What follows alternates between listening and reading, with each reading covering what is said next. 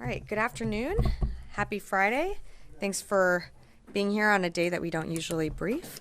I'll just do a few things at the top and then happy to take your questions.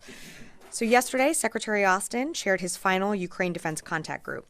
Since it first convened in April 2022, the UDCG has served as a critical international coalition coordinating the swift and sustained delivery of security assistance to Ukraine. Under Secretary Austin's leadership, this group has grown to include some 50 countries from all around the world, all united behind the common cause of supporting Ukraine in its fight for freedom. As you heard the Secretary say yesterday, the UDCG has developed into an arsenal of Ukrainian democracy and an engine of global security. That's why you saw Secretary Austin announce a new $500 million presidential drawdown package in support of Ukraine, and why together UDCG members have committed more than $126 billion in security assistance for this fight. And under Secretary Austin's leadership, this remarkable level of teamwork has paid off. Russia has suffered more than 700,000 casualties, and the Russian economy is struggling to keep up with the UDCG's support to Ukraine. And even as Moscow leans now on North Korea to support its war of choice, Putin has failed to achieve a single strategic objective. Secretary Austin reiterated that our international coalition to support Ukraine must not flinch.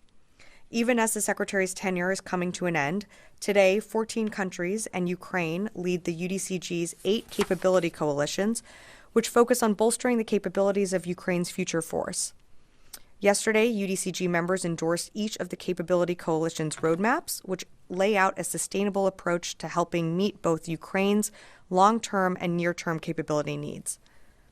Secretary Austin said it best that the structure of this coalition is, quote, built to succeed, built to adapt, and built to last. And now let me turn to the devastating wildfires in California. Secretary Austin continues to monitor the situation, and the department remains prepared to support response efforts as needed. Currently, over 600 California National Guardsmen are activated, including 14 hand crews for fuel mitigation, 200 military police for security operations, and 10 helicopters for firefighting and search and rescue operations. This number is expected to increase over the next 24 hours. In addition, 8 modular aerial firefighting systems, or MAFs, equipped C-130 aircraft are being activated under state authorities. The first 2 are expected to begin operations today, and the remaining 6 are expected to be ready by Sunday. March Air Reserve Base is serving as the staging base for FEMA, and the Defense Coordinating Officer and Element are being activated to support the effort. As announced by the President, 500 active duty personnel currently stationed at Camp Pendleton, California, are preparing to support requests from federal and state authorities with route clearance, commodity distribution, search and rescue, rotary wing airlift, and general support as requested. Earlier this week, you heard me announce that the department is preparing 10 Navy helicopters with water delivery buckets to immediately assist with aerial suppression. Under a long-standing memorandum of agreement with CAL FIRE, active duty units in Naval Region Southwest are prepared to provide aircraft and aircrew to support the firefighting efforts. These units are trained and annually certified by CAL FIRE to provide supplemental firefighting capability when requested by the state of California and approved by the Secretary. It's important to remember that the department is in a supporting role for this response with FEMA, leading and coordinating federal response and assistance. We are actively planning and preparing capabilities and resources and are working closely with FEMA, the state of California, to provide support and to ensure a unified response to the wildfires. And with that, I'd be happy to take your questions. I'll go to the phone. I believe we have AP joining us on the phones, Lita Baldor. Hi, Sabrina. Thank you very much. I just wanted to just clarify, you talked about the 500 active duty. Those are all Marines. Is that accurate? And do you know if they have gotten their orders, if they have started? Can you just give us a little precision on that? And then on the 10 helicopters that you talked about the other day, last I knew the orders still had not been cut. Do you know if those orders had been cut and if they are actively moving on that yet? Thank you. Yeah, thanks, Lita, for the question. So on both questions, we are actively preparing and standing by to support the state of California as they request that support. On the 500 personnel, you asked, I believe, if they were active duty, and the units that will be going, or the 500 personnel that would be going, all consist of active duty Marines from 1 meth. And I think I gathered all your questions there. All right, coming into the room. Louis. Is this an example of the department being proactive in placing units on standby? Because as you know, no taskings, no orders been gone out yet. So that doesn't indicate this LA or CAL FIRE or the state has actually requested these assets aside from the California National Guard. So is that the best way to characterize this? So part of this is, as the secretary, to borrow a phrase that the secretary uses, being in a 3-point stance so that we can surge capabilities and assets immediately into the state as the governor's office requests these capabilities. You've seen the president announce some of these, including the authorization of these 500 service members that can go and assist with a variety of capabilities into the state of California. But absolutely, it is a combination of being ready so that we can surge assets in, and then also working with FEMA, which will be the coordinator of all the federal response and the state of California in meeting their needs. And, I've certainly gotten this question of, why aren't you rushing assets in right away? Why isn't the military putting all of their forces right now on the ground? We have to work with the state. So as the state requests resources, as the state of California requests, capabilities, we are standing by and ready to support, but we absolutely have to work with the state, and the governor is going to know best on how to use our assets. So we're working with CAL FIRE. We have a great partner in them. And is there also an issue of having to train some of these troops in fire suppression since that's not a normal tasking? Well, some of this, as I think you heard me mention at the top, especially with the Navy helicopters, we have a memorandum of agreement. So there is, yes, some training component that goes in and certification that CAL FIRE needs to do in order to allow these firefighting capabilities to be implemented in the state. So yes, there is a level of certification and training, but we're standing by. We're standing by ready to support. And as I mentioned earlier, you've already seen, or you're going to see, some of the MAFs being operational today, with some more coming in this weekend. Charlie, and then I'll come. Okay, well, it kind of leads on to that, too. And this is from my own curiosity. The Navy helicopters, if I understood the other question earlier, they're not in the air. We are preparing to support, but we are working with the state of California on where they need to go. So again, this is the president, the secretary, the authorization has been given, but we have to work with California in, when they get up in the air and how they're best utilized. Where are they?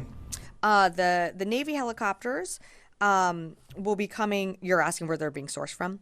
So units in the Navy region Southwest are providing aircraft and aircrew from Naval Station North Island, Marine Corps Air Station Camp Pendleton, and Marine Corps Air Station Miramar.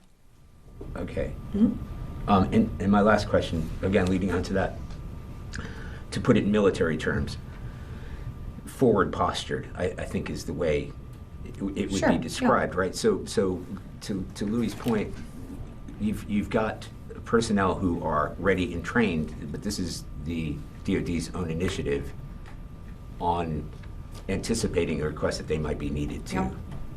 Yeah. That's how. Yeah, absolutely. I mean, we're a planning organization.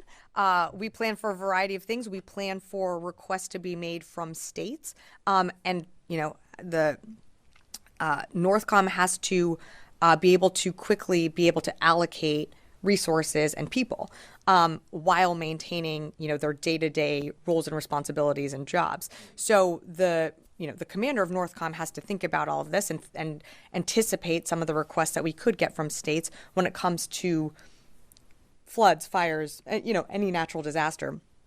What we're seeing in California, these fires are ranging in different sizes and all throughout the state. So of course the commander is going to make the decision to, move and prepare assets. So when the state requests it, we're ready to go, where there's not a lag in time. Does that help? More maps available if necessary? Right now, this is, what's been allocated and requested. Again, we can always see support change as things go on. But right now, this is all I have to read out this time. Warren. I just wanted to be clear on this. What so far has California requested? You've said they've requested the maps. The maps are. More, or is everything else just you getting ready in case they do request? So I'm not going to, as you can appreciate, I'm not going to speak for California and all of their requests. We're not the only agency that they are making these requests to. I think it's also important to note that with any natural disaster like what we saw in North Carolina later last year, is FEMA is going to be central in coordinating federal assistance. And I think what's important here is also everything remains so fluid. So California, with all these different fires, has to assess how they are allocating their own resources from CAL FIRE, and then also knitting together what DoD assets can be provided. And not to use like a sports analogy here, but you don't want to rush all your players onto the football field without having a strategy. And that's what we don't want to see happen here. You don't want to see a clog. You don't want to see resources being diverted to one fire when actually they need to go somewhere else. So that's why we're working with the state, with FEMA, and getting some of the MAFs ready that will be operational today. Some will be going in over the weekend. And then, of course, we have our personnel, additional helicopters standing by to support. Are there outstanding requests from California? I think anything that California is going to request, as the president has said, we're going to rise and meet those requests and work with the state with what they need. But I think what's important to remember is we are knitting in to FEMA, who is leading the federal response. So I'm not aware that anything that has been requested from the state of California to the department hasn't been met. But again, we're working with FEMA and California to meet their needs. Very quick Ukraine question. Excuse me, I'm sorry. The $500 million, how much unused presidential drawdown authority will be transferred or transitioned to the next administration? So it'll be just under, my tablet stopped working, but it'll be just under, no, it's okay, don't worry. It'll be just under $4 billion that will be left in authority to, that the next administration will get the opportunity to use for Ukraine. Yes, Constantine. Thanks. So going back to the response for a second, so on Wednesday you said, and I'm looking at my log of the briefing, the department is sending 10 Navy helicopters with water delivery buckets to immediately assist. Mm-hmm. And that's what we reported. And, members of Congress, Representative Scott Peters, yesterday thanked the Navy for sending the helicopters. And now you're telling us the helicopters have yet to actually show up. So, acknowledging, as you say, sort of the intricacies of federal versus state authorities, nonetheless, where did this breakdown occur in terms of the messaging of we're sending the helicopters to the helicopters are coming? Fair parsing of words, and appreciate my words being read back to me. Look, we are going to do everything we need to support California in whatever requests that they make. And the president has directed this department to surge capabilities to California. These helicopters are standing by. They're preparing and ready to go for when California is ready to receive them. So by sending, fair criticism, could I have said, is preparing to send? I'll take that. Again, they're standing by to assist with aerial suppression. They are getting certified also by CAL FIRE, and we have this longstanding memorandum of agreement. So what I can tell you is, there's so many different fires raging. Sorry, I have this tickle that I cannot get rid of. So many different fires raging in California. We have to work in coordination with the state and FEMA when it comes to how we address each single fire. And not just the fires, it's the road clearing, it's the management, it's how people get back into their homes. All this knits together very carefully in an intricate way that is going to take a little time. It's going to take some coordinating. And again, when when someone else asked this, you just don't want to surge a bunch of capability and resources into a region without a full plan. So that's what we're doing, and we're working very closely with the state to make sure that we're getting their needs met. Okay. Sabrina. Can I think Constantine had one more. So just to, if I'm understanding what you're saying, extrapolating from what you're telling me is that there hasn't been any issue in Northcom cutting orders. There hasn't been any delays. You guys are being methodical in this approach, and we'll attribute sort of Wednesday to a imprecise use of language. Yeah, that's it. Yeah. Hey, Sabrina. Yeah, Liz. Hey, just real quick, a follow-up Sure. on that. So you just said DoD doesn't want to surge resources without a plan. Can you explain then Without why? a plan with California, Yeah, like of course. in working with California. Yeah. So why did U.S. Northern Command send the 8 C-130s to California when California hasn't used its own 2 C-130s it already has? So the MAFs are coming from, I think those were requested, Liz, but let me just do one quick check here. I just want to make sure that I get this right. The MAFs, I believe, were requested, and they're being activated under state authorities. So, this was something that was urgently needed right away. They are, some of them are being put to use as early as today, some more for the weekend. What I said was about surging capabilities. We are gonna work with California with whatever they need when it comes to addressing these fires happening on the ground. But we have to do it in a way that is methodical and in a way that fits in with Cal Fire's efforts, doesn't overlap or take away from any efforts that are ongoing on the ground. And at the end of the day, we are at the direction of the state and of the governor. So FEMA's leading the federal response, and we are fitting into that federal response. Sorry, just to clarify, you said MAFs. Do you mean, is that like interchangeable with C-130? That's the eight MAF C-130s. That's right. Okay. Yeah. The MAF-equipped C-130 aircraft. Okay. Got it. Thank Yeah. you. Charlie had one, and then I'll come over here. Yep. And then I'm going to go to the phone. Just need to drill down because Americans, especially people in California, were saying, well, what is taking so long? So they're not pointing the finger of blame at why has it taken so long, but they're still fighting these fires. You have grounded aircraft that are capable of doing it. The air situation has been more benevolent in recent days than it has, so that the wind has died down. Is this a question that we put to the governor of California or to the DOD? Well, Charlie, first, for the people of California, I'm from LA. I'm from the area where these fires are hitting. My parents' home is like absolutely like they have a car packed and ready to go. They're seeing the smoke. They're seeing the ash fall. I think this is, for anyone that's on the ground that's seeing the devastation that these fires are causing, it's absolutely heartbreaking. So I think first and foremost, we understand what the people of Los Angelinos, Californians are experiencing right now. It's important to note here that the department is not the lead for these efforts. The state is the lead when it comes to this ever-changing, very fluid situation on the ground, just as other states have been for other natural disasters that have occurred over time, whether it be Hawaii, North Carolina, Florida. The states are always in the lead. DOD is in a supporting role. And I think it's just really important to remember that we are supporting the state's efforts and FEMA's efforts. And FEMA is coordinating the federal assistance and response like any type of emergency like this.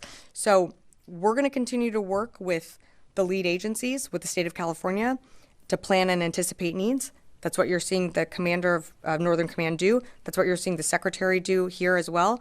And, of course, the president has directed this department to be agile and to support California with what it needs during this time. Does that help? Okay, great. It doesn't answer why those aircraft are still on the ground when they should be in the air.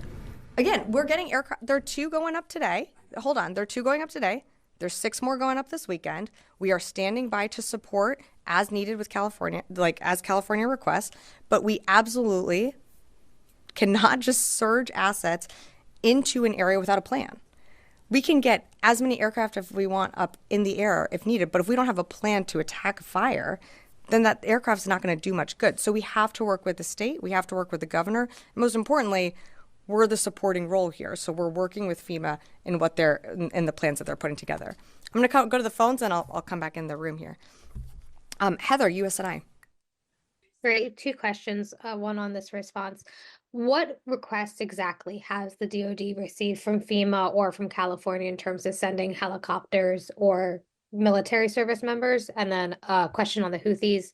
The Houthis are claiming that they attacked Truman again today, and also that that Central Command struck Houthi sites ahead of the January 8th strikes that CENTCOM announced. Any confirmation of either one of those? Yeah. Thanks, Heather. So on the Houthis, again, really shocked by their disinformation on striking our ships in the region. There have been no attacks on our ships. In terms of your question on strikes, the most recent strikes that Central Command conducted were on January 8th that I read out here at the podium. We, of course, have conducted dynamic strikes, I think, over the maybe last few days, as Houthis have launched or we see them prepare to launch missiles or UAVs at our ships or commercial vessels. We take those actions, those dynamic strikes. I think there were some as recently as yesterday. In terms of your other question, look, I'm not going to read out everything that California and FEMA has requested. I can tell you what the department is doing, which is, again, providing some of those maps that you will see, going into California today and over the weekend. And then we are also preparing, additional forces to assist California with what they need. You heard the president speak to that's our 500 personnel, additional Navy helicopters that are going to knit into California's response to these fires. With that, I will go to two more on the phone here. Meredith, Jane's Defense. Hi, I have a question about the PDA package announced yesterday. Air-to-ground munitions were listed on the package, and I was hoping if you could confirm if they have been provided in a previous package, and if not, then why now? And could you further confirm if those are the JASSM missiles? Thanks, Meredith, for the question. In terms of what we provided, candidly, I don't have our release of everything that was listed in the PDA that was announced yesterday. Understand TV.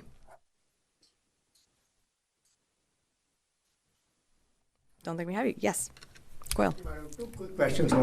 One is, as far as national security is concerned, how much you think TikTok is dangerous for this building, like Chinese part of Chinese Communist Party, and also so many activities by the Chinese were also going on around the U.S. Military facilities and all that. Yeah, appreciate the question, but that is obviously being litigated in the courts right now. So I'm not going to have anything to add on that one. And second, India's foreign minister was here in Washington last week for almost a week. If he had any chance to meet and discuss anything, U.S.-India military-to-military relations here at the Pentagon. I don't have any meetings to read out at this time. We always read those out, but nothing to read out here. Thank you. Yes. Thank you, Sabrina. The Syrian Democratic Forces are suggesting if the U.S. and French troops are deployed to the northern Syrian border, they can diffuse the conflicts between the SDF and Turkish-backed forces. Is there any sort of talks going on, and how do you look at it? I'm not aware of any joint patrols, if that's what you're alluding to, with U.S., French, and SDF forces. No, I'm not aware of anything like that. Again, our presence in Syria remains in that eastern part of the country. We partner with the SDF. Obviously, our longstanding mission to defeat ISIS in Syria remains, but I don't think there's any truth to those reports. Okay, great. One more, and then I have one more. I have one more thing to add at the end of this. Okay, yeah, it's just we all had questions about Syria because the troop numbers, as we know, well, at least acknowledging that there are more troops there, 2,000 troops. But there have also been some rumors, not only of movement and setting up semi-permanent structures, but they may be planning to pull out if necessary. Or Who's they? The U.S. troops that are there now. Okay. If ordered to by this new administration. Oh. So has there been any change in either the posture, the number, or the status of the troops there? So let me adjust your question on the structures being set up. I think I talked about this on Wednesday, but if I can be more clear here, I will. The U.S. is not setting up any type of basing or permanent structures in the Kobani region, which I think is what you're referencing. In terms of U.S. presence and force posture, no changes. Incoming administration can't speak for any decisions that they will make, but in terms of this, that they're there for, still remains when it comes to ensuring the enduring defeat of ISIS. Okay, so just very quickly, it's Friday. It's also my last briefing. So I just wanted to just take a few minutes to express my deep gratitude for those who have supported me on this journey. First and foremost, I deeply want to thank Secretary Austin for entrusting me with the incredible honor of standing up here, briefing all of you, representing the department. It's truly been a privilege to be up here every single time that I've been able to do it, representing our men and women in uniform and our dedicated civilian workforce. To my joint staff colleagues, thank you again so much for your unwavering support, your patience with all my questions, sharing your knowledge. You've made me better every single day because of that. To my OSDPA family, because we are a family, and so I thank you for that. To my DPO teammates, you're truly the heartbeat of this press team. Your patience, support, your friendship have really meant the world to me. You've challenged me, you've pushed me, you've given me confidence to stand up at this podium and to represent you all. I just do have to shout out and give a special thank you to our ATSD Chris Marr, Carly Weibel, General Ryder, Colonel Devine, and Chris Garver for all your help, support, prepping me for all these briefings. It's been invaluable, and I truly don't have the words to express my gratitude, so thank you. To my lovely press colleagues in the room, you're indispensable to democracy. We've had our debates, our disagreements, our commiserations, our conversations. You've certainly challenged me. You never took it easy on me from day one, from my first off-camera gaggle, which you can go back and read the transcript on how rough that was, to where I am today. And even today, even having these conversations and these debates, you've pushed me to be better. And so I really respect all the work that you do. I appreciate all the work that you do, and just thank you deeply. I've truly loved working here. So I've had the opportunity to work with the best people. This is the best team I've been a part of. And it's been an honor every single day that I get to stand up here. And so just thank you for everything. And I will leave it at that. Yeah.